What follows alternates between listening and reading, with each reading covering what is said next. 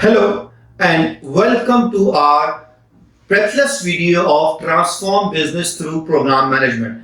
In this video, I'm going to talk about three core perspectives. First perspective is that how we are going to utilize program management to drive corporate innovation, how we can transform our business, how we can build a new business in our organization, and how we can map our path to become a CEO. So with that mindset, I'm going to discuss why program management is vital tool, methodology or framework for your organization growth and for your growth. In this perspective, if I look at the overall perspective, my concern is not only to talk about what is program management, what are definitions, what are tools, what are frameworks, what are inputs and outputs, and how do you go about 2000 plus question to pass PgMP. I am giving you a success guarantee that you will pass PgMP. What I need from you is to practice the methods, models, tools, templates that I'm going to go with you so that you can work towards your organization. There is a research which says that one of the top three priority of CEOs is to build a new business. Organizations are struggling because they knew that in next 7 to 10 years, the revenue that will be coming from the organization is not from their current products and services. So you can say that there is an emergency to build a new product, to build a new business. Generally, when we talk about innovation, we look for startups. But why not corporate startup? Why not building new business within an organization? So this workshop, this program is all about how you drive innovation in your established organization. How you as a middle manager, project manager, aspiring program manager understand the models and frameworks and actually bring change. So with this mindset, with this perspective, I'm actually going towards the overall session. When we do this course, we talk about 15 sessions and each session is equipped with frameworks, models or templates. So I'm going to talk about, run down each session so you understand that how we are going to look into it. But first of all, I'm going to talk about the workshop mindset and theme. Let's just directly jump towards it.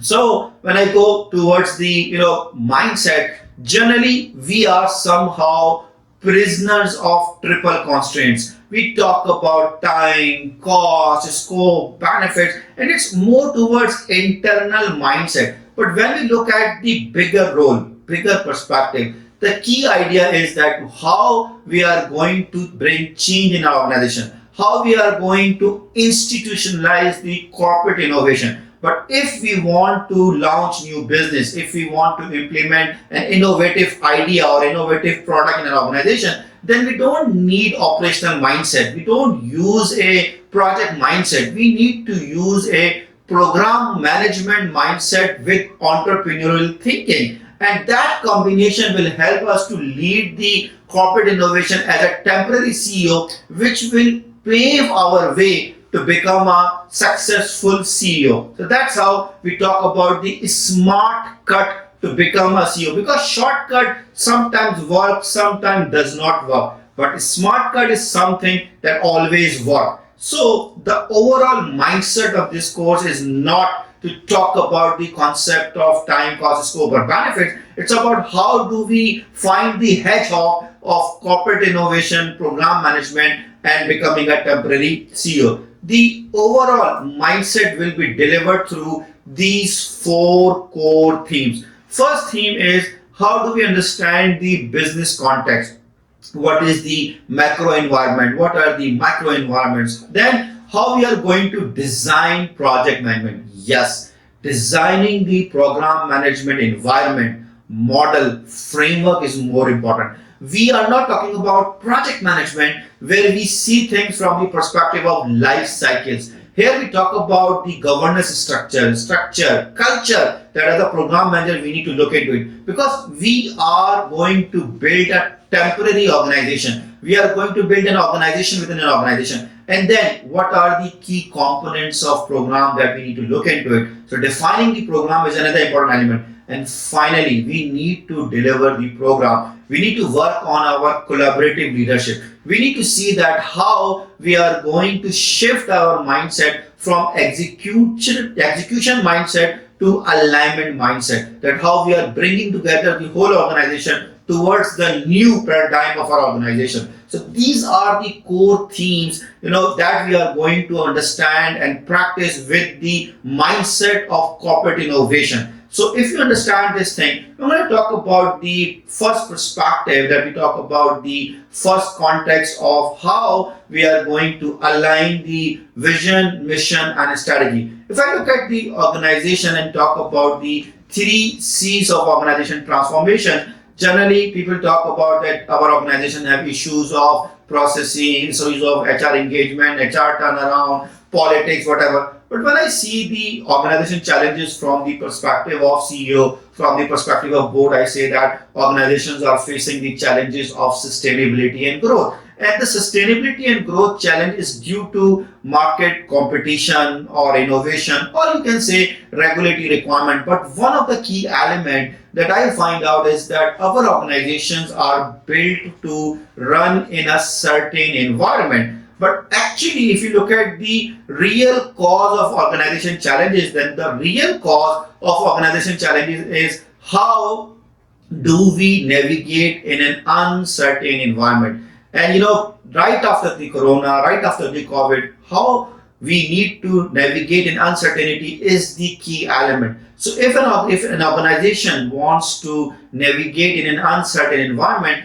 then they need to balance their present business and build the future business. They need to exploit the current business, generate more revenue from the work they are doing, but at the same time, they need to search or explore the future business. And if they want to do that thing, then it means they need to become an ambidextrous organization. So ambidextrous organization is an organization who balances both their present and future. If you want to become an ambidextrous organization, or your organization wants to become an ambidextrous organization, then they need to align their vision, mission, and strategy. Because you can say that I want to have this project, this initiative, this environment, but if these 3 things are not aligned, then your organization will not be able to achieve the feat they are looking for. Vision is not a goal. Vision is not a roadmap. Vision is not a plan. Vision is your aspiration. Again, mission is not a roadmap. Mission is not tactics. Mission is why you exist and what you do. Interestingly, when you look at strategy, we talk about a lot of fancy definitions about strategy. But when I see the strategy, I see strategy from the competition perspective. And from the competition perspective, in one word, strategy is winning. And if I need to win, I need to make some choices. So for me, for global experts, strategy is winning choices. And your winning choices should not focus on how you run or compete or win business now, because there are a lot of companies who are billion-dollar companies like Nokia, Blockbuster, Kodak. They were winning, but they were winning with the current competitors, and they lose their market with the future competitor. So if you want to align your vision, mission, and strategy, if you want to truly become an ambidextrous organization, then you need to see that how your company is making choices to win now and in future. So that's how we're talking about the role of exploiting the current and exploring the future. When we talk about developing the organization strategy, we can use multiple frameworks. So the top 5 or 6 framework, and one of the most used or widely used framework is SWOT analysis. The other one is Porter 5 Forces. The one which helped me a lot in my growth is Blue Ocean Strategy. Then, the one that I'm using right now is Ansoff Growth Box. Design thinking is all time my favorite to develop a product. Even though when I am doing this video, I am conducting this workshop, I'm using design thinking to map the overall product perspective. And finally, if you want to monitor and control your strategies, then you can use the balanced scorecard. So you need to understand that which type of framework or strategy framework or model you need to use. So one of the frameworks, a couple of the frameworks that we talk about is, I'm not using traditional SWOT metrics when we talk about strength versus weakness. Instead, I talk about how my strength is going to help me to achieve the market opportunities, and how my weakness is going to hinder me or going to help hurt me or resist me in terms of the market threats. So that is the thing that you need to understand, that how do you map your strength and weaknesses, and more importantly, how do you use the ends of growth box, that what are your core product and services. Do you want to grow your core? If you want to grow your core, it means that you're talking about exploiting the current business. And when you're talking about exploiting the current business, maybe you can go for market penetration. Maybe you can talk about market development. Maybe you can talk about cost optimization, revenue optimization, or maybe product improvement. But at the same time, you also need to see, which new product and service you can build for the new customer, which framework that will help you to do that. So this model will help you to identify the opportunities for growth. Then another, important model, as I said, I use for my differentiation is blue ocean strategy. That how do I increase, or you can say within 1 year, I was able to double my revenue. Yes. Double my revenue by using the blue ocean strategy. And finally, how do we compete in a red ocean market by utilizing the Porter 5 forces? So we'll talk about it. It's not about the strategy course, but it's all about giving you the brief overview of a strategy and how an organization can use any of the model to define the strategy. And I must say, design the strategy. Finally, when you talk about strategy, generally people say, it's a long-term strategy. But what do you mean by long-term? Is it 2-year, 5-year, 10-year, 100-year? So McKinsey gave us 3 strategic horizons, short-term, mid-term, and long-term. We'll talk about this. And then I'm going to use one strategy development framework which help us to define strategy in 3 specific, point of view. So one is, what is our end goal? So let's suppose if I talk about it, I say that my end goal is to become $1 billion training company by providing project and program management courses, which is my scope, through case study and success guarantee approach. That is the advantage and USP that we need to look into it. And you will be developing or writing or designing the strategy of your organization, which is going to help you to explore and exploit the business. Once you have gone through with this session, the next session is another interesting session where we talk about what are our growth choices. And when we look at the growth choices, what are the initial or internal initiatives that we can look for? So in that perspective, generally, when we talk about growth choices, we can penetrate the market by providing the same product and services to same market, by growth expansion, by doing more marketing, by customer engagement, by customer service or customer experience, or maybe we can talk about market development in terms of going into the new market, right? Global expansion, local expansion. Maybe we can talk about revenue optimization by launching some pricing model, subscription model. Maybe we can talk about cost optimization, which can help us to improve our bottom line. And more importantly, we can improve our product so that we can engage our customers in a more better way. Or maybe we can develop a new product. That product can be, you can say, evolutionary or revolutionary in terms that the product is already available and we are trying to sell the same product which somebody else is selling. Or maybe we are developing a product which nobody has done it, and we are going to transform the market or business with that product. And then we can use merger and acquisition, maybe to build a new company, maybe to get more customers of the same business or a new business. So it's up to us that what are the choices we have, and each choice, if you look at that, will help us to identify what are the initiatives. So maybe market penetration needs some marketing, some, you can say, customer acquisition projects. Maybe you can talk about, say, merger and acquisition. So we'll discuss and define that what are the options and opportunities we have to look for when we are talking about the growth initiatives. So we know what are the growth choices, and in each choice we have multiple growth initiatives that we can look for. Once we have a set of initiatives, then comes the role of portfolio management.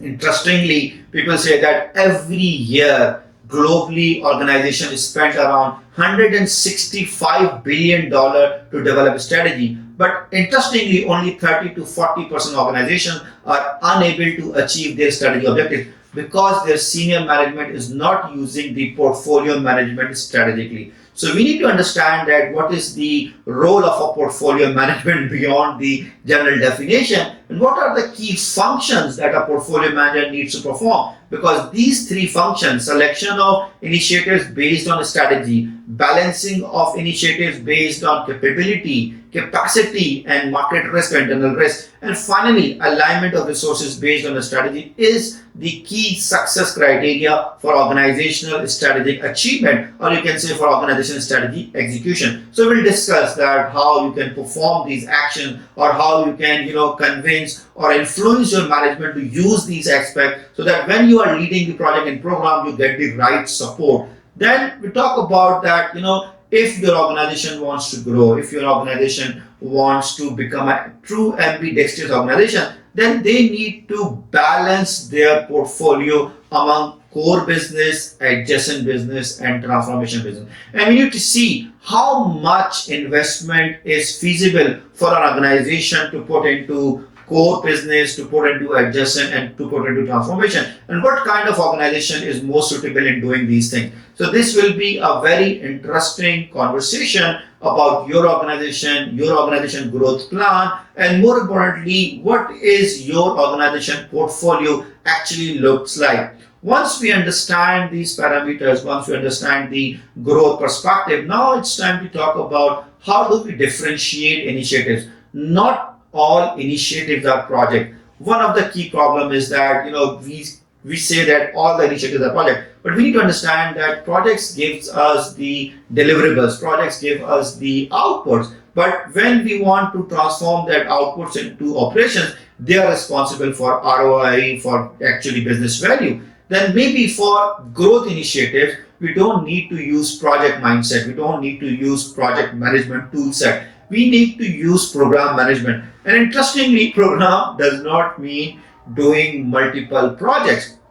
Actually, program mean is to achieve benefits. So multiple projects which are from same department, for same client, for same, you can say, vertical, are not program. You can say you are managing multiple projects, you are managing multiple, you may be project manager, you may be manager projects, you may be manager multiple projects, but you are not program manager. You will be program manager until unless you are managing the benefits, you are delivering the benefits. So you need to understand that what are benefits and how do we define the difference between output, outcome, benefits, and value, which are temporary and which are operational in the overall perspective. Finally, when we talk about the differentiation, we can use a very interesting tool or framework which will help us to decide that should we use project management for initiative or should we use program management for initiative. So how an organization is going to make a decision about an initiative that it is a project and program. So we understand that our organization has a vision, mission, and strategy. We understand that to achieve the vision, mission, and strategy, we have some growth options and we need to balance them, select them. And finally, we categorize those initiatives as projects, program, or operational tasks. Once we have that category, now it's time to talk about how we are going to lead a program. Traditionally, when we look at the program, we talk about three specific phases. Program definition phases, where organization authorizes a program, give the authority to a program manager, and program manager develops a program management plan and benefit management plan. Then during the program delivery, individual program components, or you can say individual program projects, are going to be initiated, planned, and controlled. But the important thing is that as a program manager, I am more concerned about oversight and integration rather than the monitoring and controlling. And when I am delivering a program, there is a possibility that I am going to transition individual benefits, or maybe I will hold the whole program, run the whole program, and transition the overall program benefits at the time of program closure. So we need to see what kind of a program we are working on. Then finally, lots of time people ask me that I said, how do we compare the program with product lifecycle? Interestingly, when you look at the product lifecycle, generally product lifecycle is run through the operations mindset. When we run any initiative through product lifecycle, it means we are not defining the end date. And when we talk about any product with the mindset of program, then we need to start with the end date mindset that we should have that much benefit till that much time. So if you are going to, or your company going to launch a new product or service, my recommendation is to use product management within the program management mindset or within the program management life cycle, instead of using the program management within the product management life cycle. So we'll talk about it when you will understand and join our course, that how these two things differentiate with each other. Then the important element is that generally we talk about developing a business case. So ideally, business case helps us to justify the program need, right? Why we are going to do this program, how much value it is going to bring to us, what are the risks, what are the execution. But traditionally, when we look at the business case, it talks about the launching of a business which is more certain. So if you have to build a new business which is certain, which has higher certainty, then you can go for business case. But if you are going to launch a new product, if you are going to transform the market, if you are going to launch a new customer segment, if you are going to transform the market, domain, areas, customer, then it's better to use the business model canvas. So business model canvas helps you to see the bigger picture. Business model canvas to help you to understand what is the value you are providing and who is your customer, and then how you are providing the information or service or product. What is your channel? Are you going to provide them face to face, online, through the customer channel, through dedicated channel? So these are the factors that we will be discussing when we talk about how do we see the product launch, how do we see the product market and mindset. And then these are our assumptions that we will be testing throughout our program discussions and the overall program mindset. Finally, in that perspective, when you talk about the business case, one of the key element of business case is what are financials, how we are going to justify the program in terms of numbers, in terms of value. So what is our organization financial framework for program? But again, as we are looking at two different perspectives,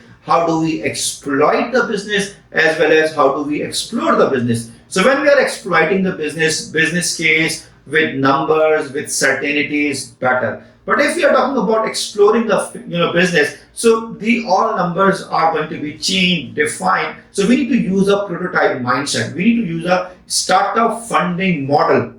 So traditionally, generally, when we talk about launching a product in a company, we talk about business case, full fund, total cost of ownership. But here, when we talk about launching a new product within an organization, launching a new business within an established organization, driving the innovation, so we need to use the startup funding model in our corporate innovation. We need to see what is going to happen after one prototype, how do we test the idea, and then move on. So it's not about finding one best idea. It's all about how to test multiple ideas. So actually, it is your organization's strength that how many ideas you can test at a time and get out of it. So this is the key element. And if you want to do that, then you need to use the startup funding model for your corporate innovative products or corporate innovative idea. Once you understand the funding model, the next important thing is that who are your program stakeholders. So generally,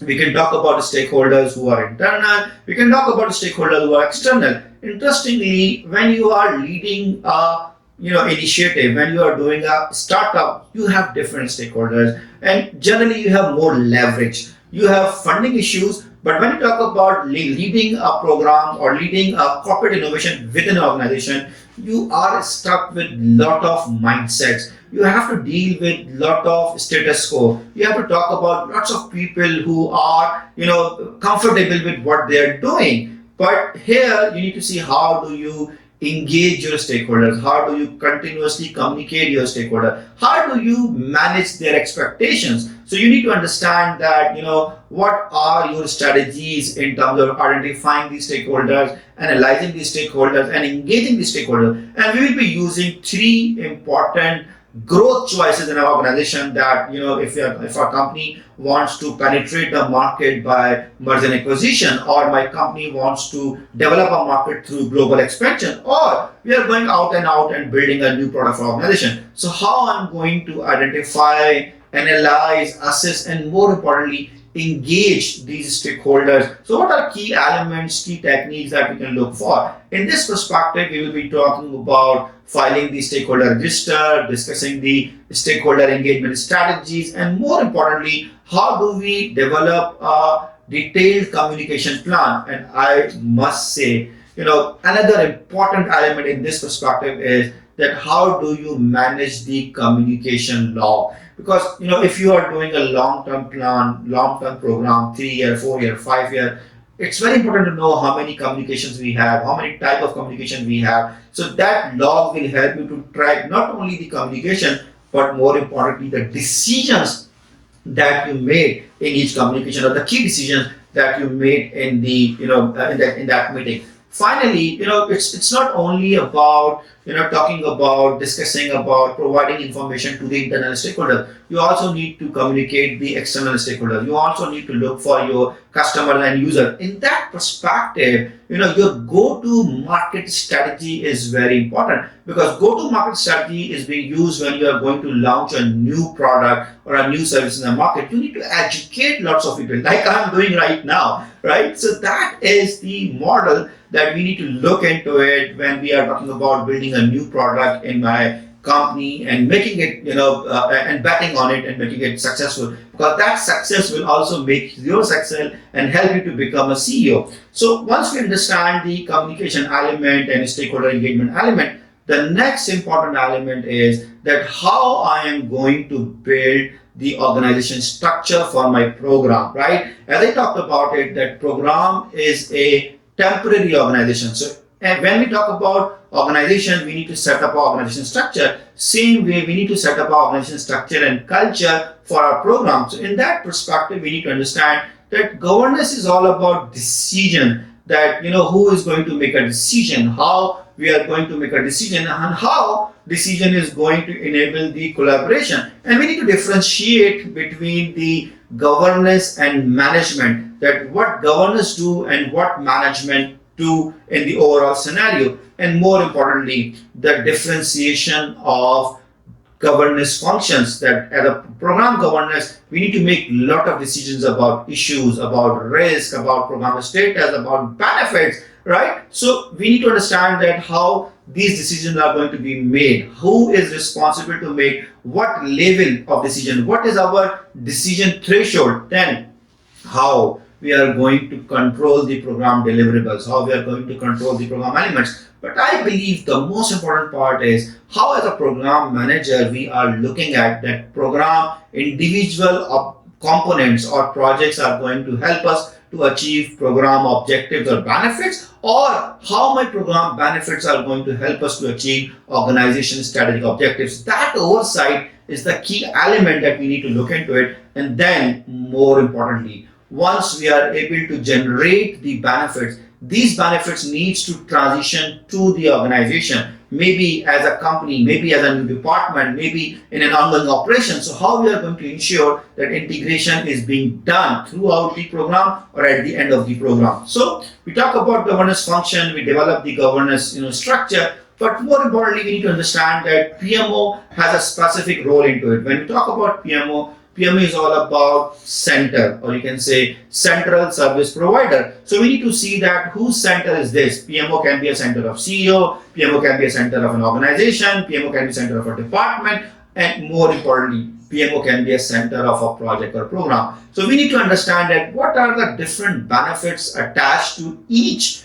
PMO which we are going to do in a specific location. And more importantly, once we understand the PMO location, we need to understand what kind of functions that we need to add into that PMO, which will help us to achieve these specific benefits. And when we talk about the program PMO, generally program PMO helps program manager in terms of planning, governance, reporting, and running a temporary organization in terms of procurement, HR, finance, legal, and audit. So you see, the program PMO is more of an infrastructure department for the temporary organization. Once we understood the governance function and the role of PMO, we need to understand that if I am going to implement or design a new program, we need to use the same model and framework that the organization uses to develop their organization. So here is the famous model of J. Galbraith about star model, where we'd say that if our strategy is growth, if our strategy is market development, market penetration, then we need to align our organization structure. We cannot just run through command and control. And at the same time, we need to talk about the processes and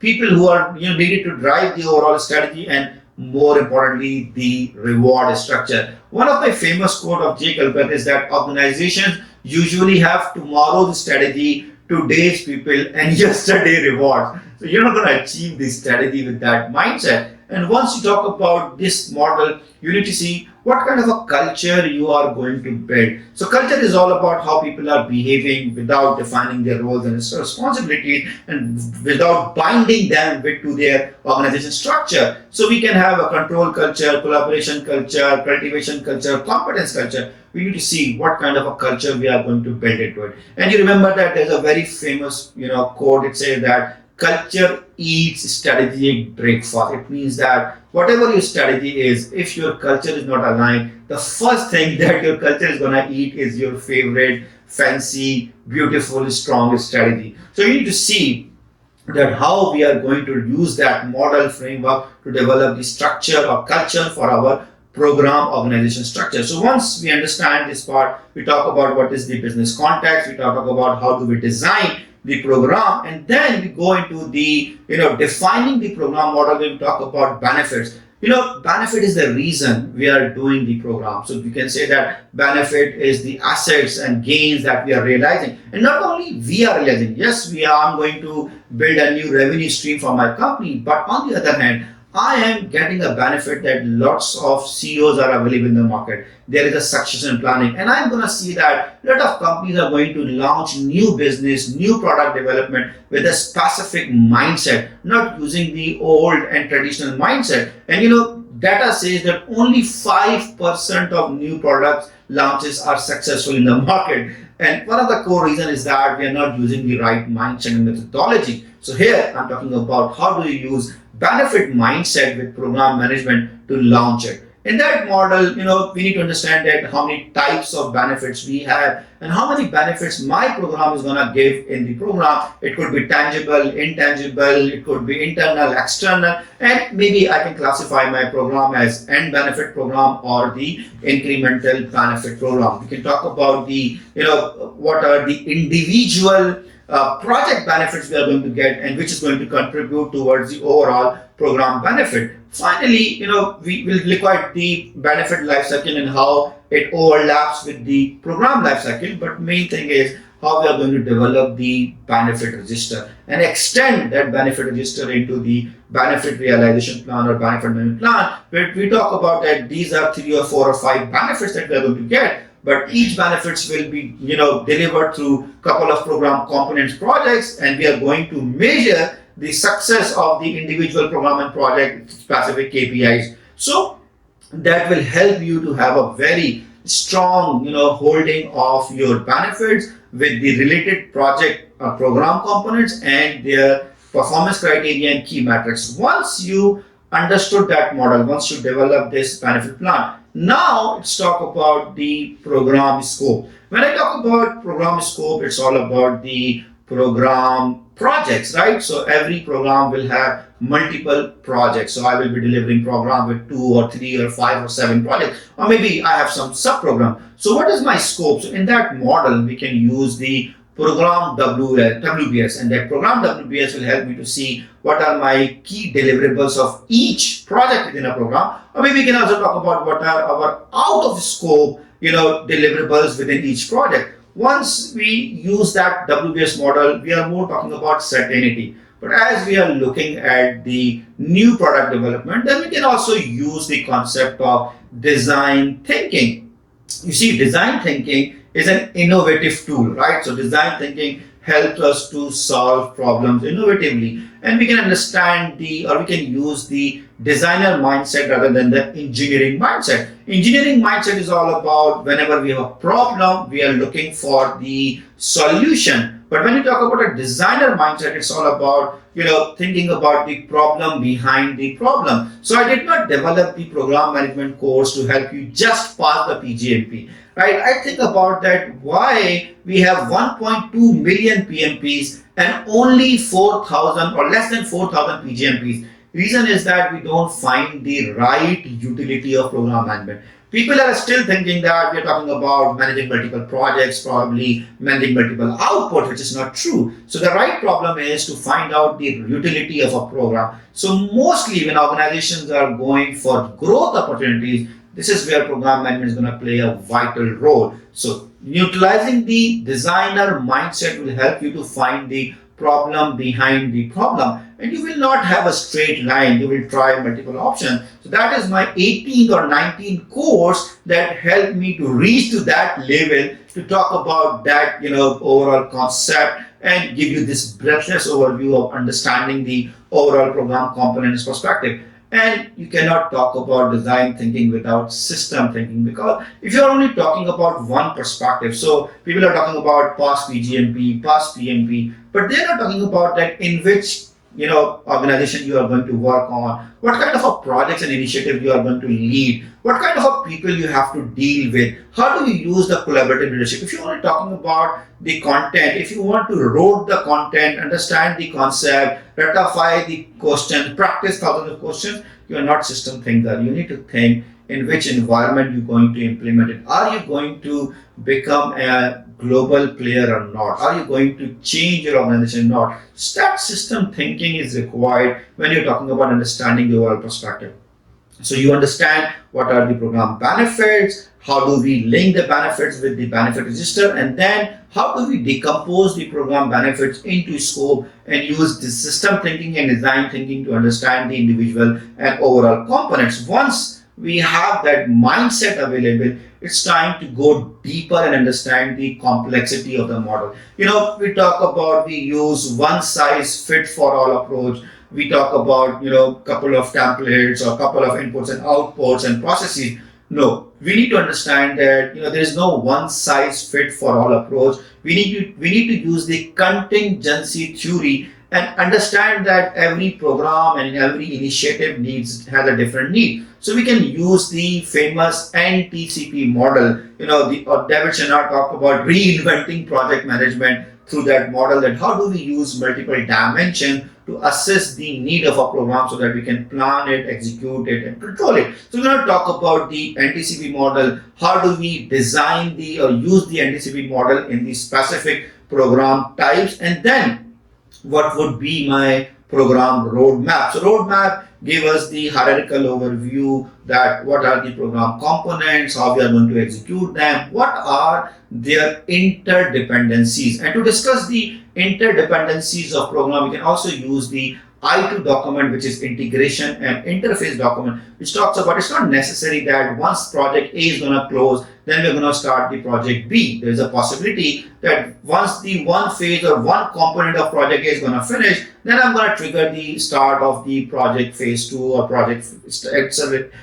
So this is how we talk about the I2 document. So you see, we are going in a very specific way to understand and break down the thing. Once we have that understanding, now the next important thing is how we are going to deal the risk. The risk does not mean that we're talking about negativity. Risk is an uncertain event. Risk is not an issue that is happening right now. Risk is a uncertainty, a probability. And then when we talk about risk, it's not just take some gamble. Whenever we talk about risk, we talk about taking risk calculatively. So when you are going to launch a new product, it's not just let's see what's going to happen. You need to use a structured approach to reduce the impact of risk and be more successful. So in that perspective, when we talk about the program, when we talk about launching a new product or going for global in terms of market development and market penetration, we need to see what is my organization strategic threshold. How much more money they can invest if we exhausted the overall budget or time, or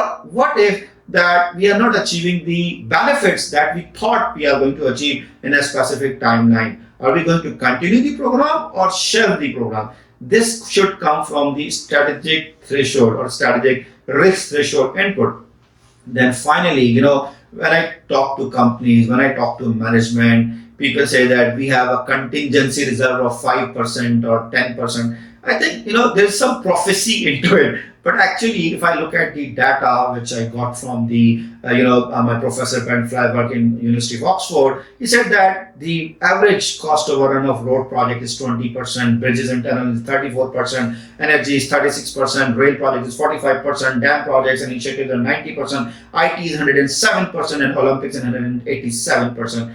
Interestingly, 50% a cost overrun is common, but over 100% is not uncommon. So you see, that's the problem, that we are not looking at the bigger picture and trying to define this model. So ideally, if you look at that, and thank to Ben Flyberg for this diagram, that if we are doing 100 projects, out of 100 projects, only 48 are on budget. But if you look at the initiatives which are on budget and on time also, this is only 8%, and on budget, on time, and on benefits are less than 1, say 0.5. So why? The reason is that we are not doing the proper risk management. We are thinking that we have a lot of technical issues, we don't have data, but actual problem is that we are optimistic. We are thinking that we have done project A, project B, initiative A, initiative B, we are as a company successful, we have billion-dollar organization. Think about Nokia, right? Super successful company,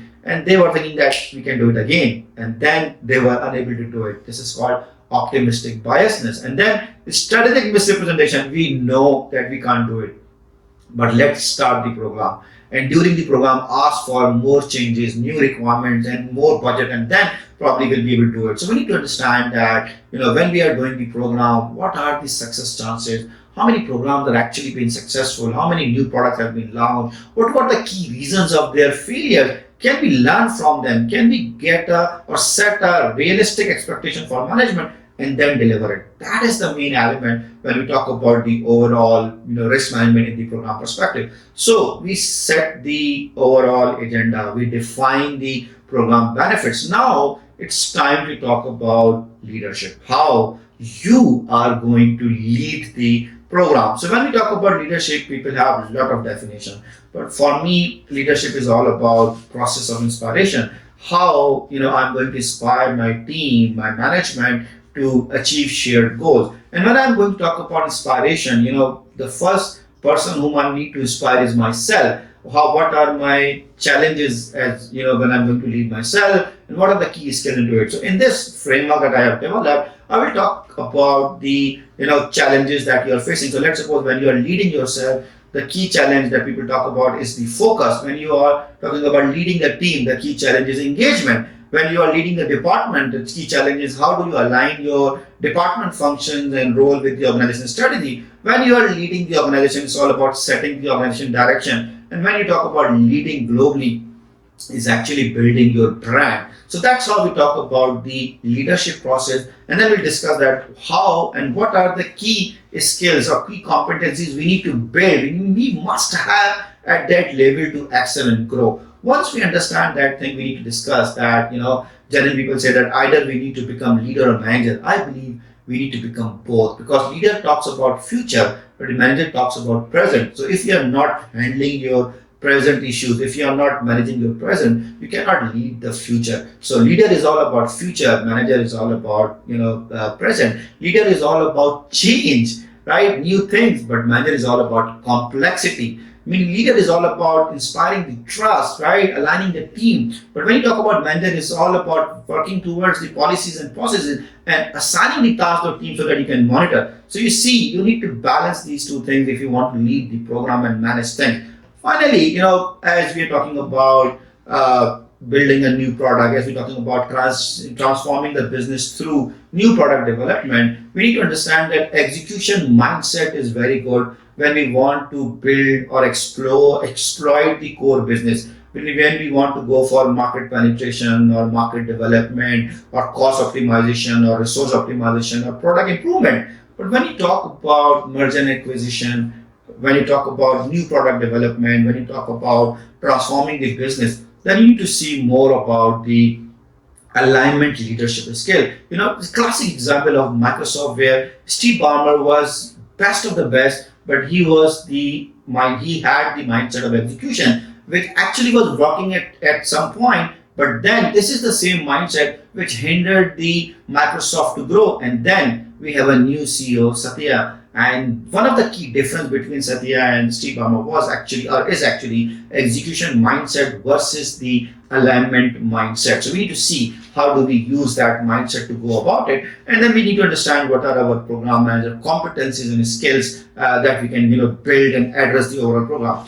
Then once we understand ourselves, once we understand the overall perspective of leadership challenges that we need to overcome, the next important thing is that how I'm going to lead the team. So program team, you can say is a program manager, PMO manager, project managers, project teams, project consultants, program consultants. So how are we going to engage them? And when we talk about engaging them, sometimes we have some people who are available for the program, we have some people who are available for the assignment. But are they dedicated or part-time? So dedicated does not mean that they are available throughout the duration of a program.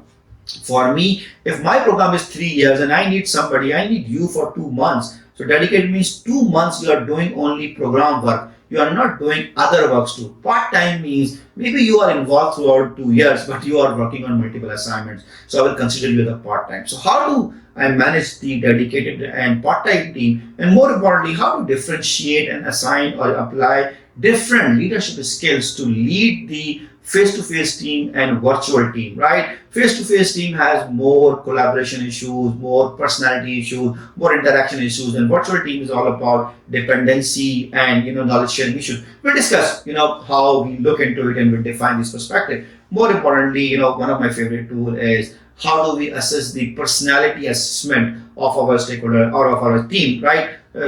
Some people like I'm red, blue. Some of you are blue. Some of them you're red. Some of you are green. So if you are green, you are more process oriented. You want to check everything before you make a decision. If you are like red, you want to do action and then look into it. If you are blue, you are more people person. So you need to see how do you, where you are, what type of personality you have, what type of personality of team members you have, and how do you use that blend to lead the program, right? So that's the key component, and how do we see them, how do we use their strengths towards the program success. Then we talk about, whenever you are leading the program, whenever you're leading the project, conflicts are inevitable. We need to see how do we use conflicts to, engage in a, you can say, productive or innovative concept rather than decreasing the productivity and, not interacting with each other. So we need to understand that, what are the conflict reasons among the team members, and how we can use, we can say, avoidance conflict technique or smoothing conflict technique or compromising conflict technique, or you can say withdrawal conflict technique or collaboration conflict technique to deal the current situation, and what are the specific steps that we need to look into it. And finally, as a program manager, you also are team mentor and coach. How do you help your team to grow? How do you align your team individual goals and you can say aspirations towards the program goals and aspirations? So you need to look into it, and you can use one of the model that we talk about as a grow model for the team coaching and team building perspective. So you see, we led ourselves, we led the team. Now it's time to talk about how do you lead the stakeholders who are engaging you, who have different expectations, who have conflicting expectations, who are demanding multiple changes from the program, and they think that it's for the betterment of the program, it will help them to grow more, but eventually it's going to increase the overall duration. So how do you manage these expectations? How do you understand the key elements of stakeholder expectation? And more importantly, when you are looking at the problems, right? As a program manager, it does not mean that you have the solution of each problem, right? As you grow more, it does not mean that you have the answer of each question. Actually, you have the skill to ask the right question. It's not important to have the right answer. The most important thing at the upper level is that do you have the right question or not? So we'll talk about it. How do you use the GRINT model to ask the right question to solve the problem rather than giving the answer for your experience? So that's how we talk about the problem solving and dealing with the perspective. And as we are talking about program, as we are talking about market penetration, change management, change is something which is going to happen, and lots of people are going to resist the change. Probably they are resisting the change because they did not ask for it. Probably they think that it's not valuable. Probably they have a fear that how it is going to impact them, or probably they are not supporting the change because they are not part of the change, right? They are not building the change, or not they are forming the change. So that is why they may resist the change. In that perspective, we can use the quarter 8 steps. How do we look at the change? How do we institutionalize the change? Because when you talk about launching a new product or service, there is a possibility that my company business is going to be changed. The way my company is operating, the way my company revenue is operating is changed. Interestingly, as I talked about it, that one of the top 3 priority of CEOs is to build a new business. And another thing is that when you are building a new product or business, the expectation is that within the next 3 to 5 years, 50% of the organization total revenue should come from new product or service. When it is going to happen, there is a lot of changes going to happen in terms of organization engagement, reward system, people, and how you are going to handle that. It is the main challenge for you. So we'll talk about it in that perspective and how you are going to bring the change in organization. Finally, we talked about change. We understood the overall perspective. It's time to see the performance of a program. No program cannot run for indefinite time. We need to have some performance measures. So when we talk about performing measure, it's not about becoming a prisoner of time, cost, and scope and talking about it. We need to see how many innovations we have done, how many experiments we have done, how many stakeholders we have engaged, how many new problems we have solved. So we need to look into it in that perspective when we're talking about a change-oriented program, when we talk about leading a new business or organization, or leading the corporate innovation. So it's not about just looking at the financial metrics for the program performance in terms of time and cost. We need to look at other aspects also. So in that perspective, we may develop a specific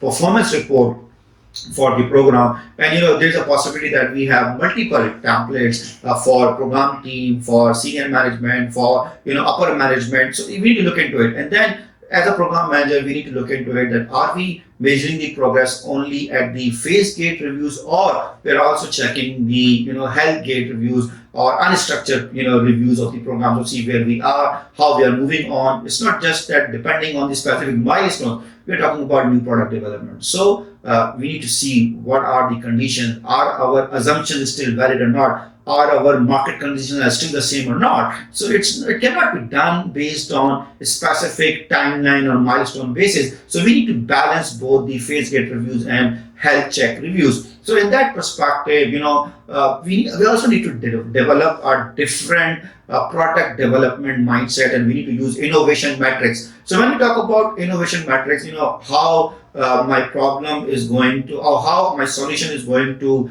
solve the problem. Okay, I solve the problem, I have the technical answer, but is something that market needs it? Do we have product market fit or not? Once there is a product market fit, now I need to see which channels I can optimize to sell it more. And once my channels are going to be optimized, as we talked about in growth market strategy, then we need to scale fast. We need to make it bigger. Because if you are running a company as a standalone startup, for you, probably $1 million, $2 million, $5 million, $10 million will be a big number. But if you are leading a corporate innovation and your company is $1 billion company, then $500 million, $700 million is the minimum expectation. So you cannot just make a new product and say we have achieved $10 million or we have achieved $5 million. You don't need to see success from the perspective of your salary. You need to see success from the perspective of your organization revenue. That is the key element that we need to address when we talk about the innovation metrics for the overall program success. And then you need to make a lot of decisions wherever you are and wherever you are not. Is all about decision making. And you need to see how do you assess the environment, how do you gather the data, and then how you make a decision. And it's not necessary that you have all the data. So indecision is a bigger sin than making a wrong decision. So you can make a decision and then correct it, but you have to go on. So you need to understand that how we can make a decision with data, how we can make decision without data, with intuition, how I'm making decision as an individual, and how I'm making decision in the group. So we need to talk about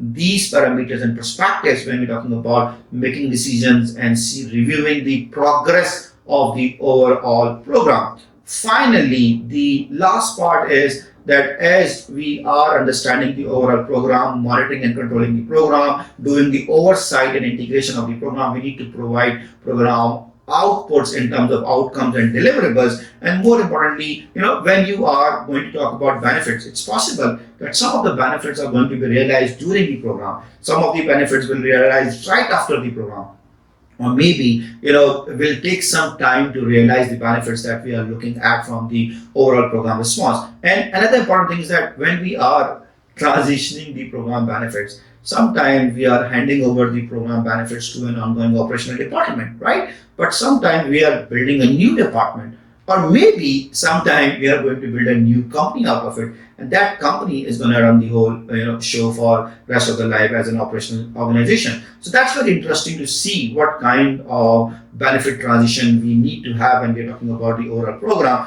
And then we talk about the transition plan for your program projects and components, and more importantly, the sustainment strategy. And I would say, lots of time we do a lot of good work. We talk about the overall program, we design the program, we deliver the benefits, but once we hand over the benefits to somebody, they don't continue the overall program. So let's suppose if you talk about traditional startup model, you find out that after leaving the incubator and accelerator, there are very few, or there are very less, you can say, startups which are functional. So once we have handed over, like I did multiple PMOs, I did multiple implementations, and when I go back and see, whatever results that I was able to generate, they were not doing it in a couple of cases. And the reason is that I think it's my responsibility to give them a concrete plan, or maybe, see how they're going to sustain the value for the longer period of time, or maybe I can earn some recurring revenue from them in terms of monitoring and auditing the overall perspective. So that's how we talk about the overall program mindset and perspective. So this is the